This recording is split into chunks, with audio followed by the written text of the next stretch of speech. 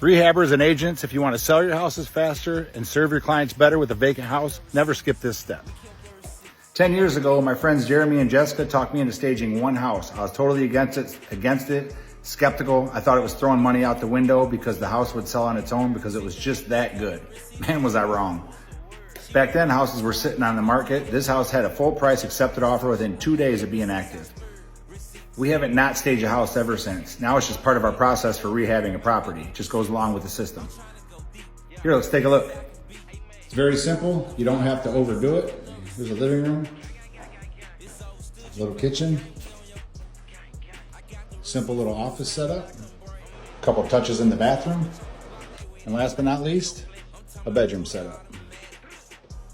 We found that staging brings a 10x return based off the money spent to get it done. I hope you find this tip helpful. Like and follow for more.